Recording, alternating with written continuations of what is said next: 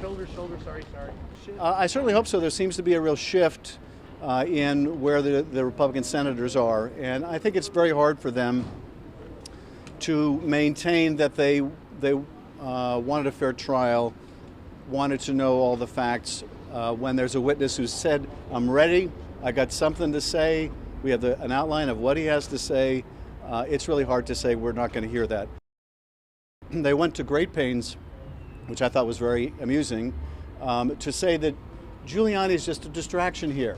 The one that Bolton described as essentially a human hand grenade, he's merely a distraction, he's a bit player, and the House is only bringing him up to distract you. It wasn't the House that was on the phone with Zelensky, as the president was, saying repeatedly that he wanted Zelensky to talk to Rudy.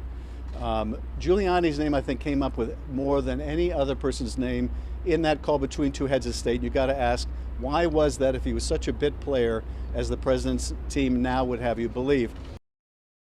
The Bidens. The president's lawyers spent about 2 hours trashing the Bidens. And what they could not explain, though, in those 2 hours is why it was that President Trump only now, when Joe Biden became a candidate for president, one of his political opponents, why only now did he have a sudden interest in Hunter Biden and Burisma? Why didn't he show that interest in 2017? Why didn't he show that interest in 2018? Why was he willing to meet with the former president of Ukraine and not raise this issue if he had such a profound concern about Hunter Biden and Burisma? Clearly, the only answer is because at that point, his father wasn't running against Donald Trump for president. And so it's crystal clear why President Trump had a sudden interest in Hunter Biden and Burisma. And it wasn't because of a apparent or perceived conflict of interest.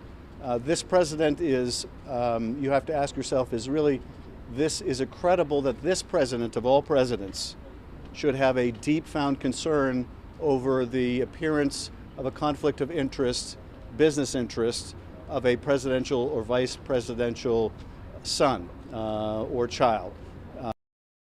Were you in any way involved in that leak? Of course not. It came as quite a surprise to all of the House managers when the New York Times story came out. But I guess that's the best that Representative Meadows has right now. Look, I can understand the reasons why, and I think we knew these already, why the president and his allies have wanted to suppress John Bolton's testimony. They evidently had this manuscript. They understood what John Bolton had to say, and they were deathly afraid the American people would find out. But the question the senators will have to answer is, how will they explain why they waited until March 17th, when the book comes out, for the American people and the senators themselves to learn key facts in this trial? And I just think it's going to be enormously difficult to rationalize why you can conduct a fair trial without witnesses, and particularly one as central as this.